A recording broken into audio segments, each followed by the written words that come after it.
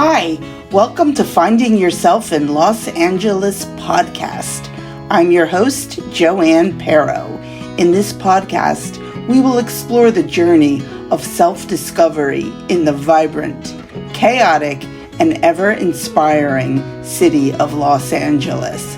Join me as we explore stories of growth, identity, and finding your true self in a place where dreams are made, denied, and often redefined. Let's navigate LA together, and along the way, life itself. So I'm here today at Runyon Canyon, a popular hiking spot in Los Angeles, and I have a question to ask you. Is who you really are who you were at age 17?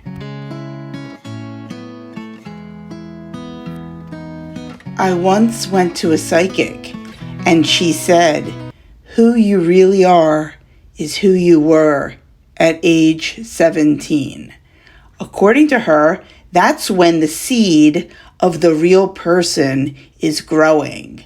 Then parents, bad relationships, jobs, kids, life, trauma redirect you from your true self, and you lose yourself. I laughed to myself when she said that. There can't be any truth to it. I was just a kid when I was 17.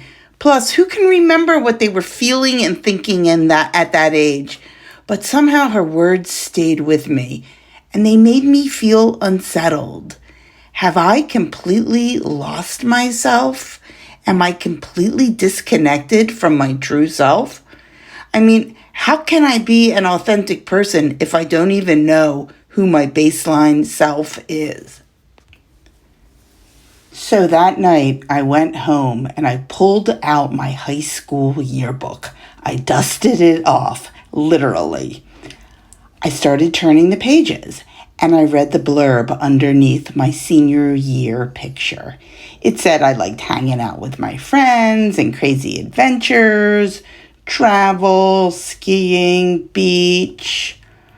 Okay, I thought, that's still kind of me, but it kind of felt like what the typical high schooler would be interested in. It didn't feel really unique or special about me.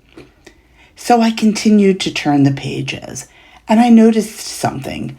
I'm not in any activities except for student council, which I just joined just to get it on my college application. I never went to any of the meetings. So by senior year, I'm not in any sports, even though I was really athletic, and I dabbled in them freshman and sophomore year, but I quit because I really disliked organized sports and organized fun. I liked just hanging out with my friends and seeing where the adventure would take us. I always liked a little bit of uncertainty. And then it hit me. How did I end up in corporate America for 30 years when I never liked being part of the team? I mean, nothing demands conformity like corporate America. I fell into it because when I was in college, my parents wouldn't pay for anything unless it was a practical major like accounting or nursing. I wanted to be an English major, and they said no. So they redirected me from my true self. I ended up being an accounting major and went into corporate America in marketing, and never really could find meaning in it. Yes, I made a good living, and I said, well, it's meaningful because I'm paying the bills, I have a family, I'm paying my mortgage, but I was never really happy with it because I was not aligned to my true self. So I continued turning the yearbook pages. And then I stopped. Wow, there I am. And I was hugging the Spanish exchange student.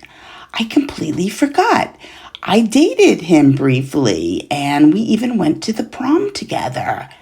And I was pretty floored because I've had a lifelong attraction to foreign men. I mean, my whole life, I've always been attracted to people from foreign cultures and different countries.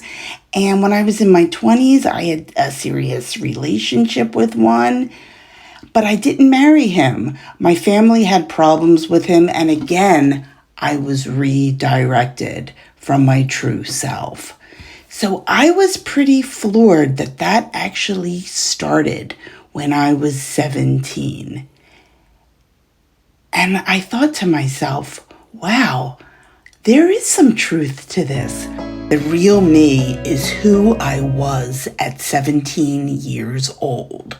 I just lost touch with her, and I let other people, fear, self-doubt, and circumstances redirect me from my true self.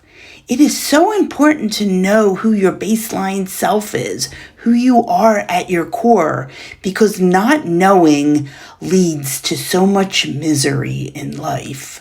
For instance, we're told life is a series of roads that you choose to take. However, what they don't tell you when you're young is most of those roads are one way only. For instance, you make a good decision and you start down a good road. That leads to more good roads and more good things in your life. On the other hand, you make a bad decision that's not aligned with who you really are, and you start down a bad road. Well, guess what? There's no K-turn, there's no U-turn. You have to continue on that bad road, and that bad road leads to another one-way bad road, and so forth. And then you get to the point where you feel like I've completely lost myself. So choose wisely. Know who you really are at your core. So to wrap things up, in order to start your journey towards an authentic life, you need to do two things. Number one, you need to figure out who your baseline self is. Who were you at 17? Yes, I get it. You weren't fully developed yet, but the seed of who you really are was there. So go ahead, break out your old high school yearbooks, dust them off, look at old photo albums, read old diaries, ask friends and family who you were in high school. They'll remember things about who you were at 16, 17, and 18. The most important thing for you to do is reconnect with who you were at 17. And number two, ask yourself if your current life aligns at all with your 17-year-old self. Have your life decisions sprouted from the seed of your 17-year-old self? That doesn't mean acting like a teenager and regressing. It means re-examining what your interests were when you were 17. What were you naturally good at? For instance, if you were creative when you were in high school, are you doing anything creative now? If not, maybe it's time to take an art class or an interior decorating class. Another example would be, were you really social in high school, but now you're living a very quiet, isolated life? That means you're disconnected from your core baseline self. Maybe it's time to volunteer, only you know. Another example would be, were you really entrepreneurial in high school when you were 17? Did you have a paper route? Maybe it's time to start a side hustle or start an online business, something that would really excite you. The point is, dig deep. Reclaim that 17-year-old person that is inside of you. I went to my 37th high school reunion this year, and I realized the reason we all went wasn't to find out what happened to everyone or to brag about our successes. I mean, you could find all of that out on Facebook. No, we went because we wanted to experience our 17 and 18-year-old selves again, a time when we had our whole lives ahead of us and nothing but open roads. I must say, when I re-met my 17-year-old self again, this time I really liked her.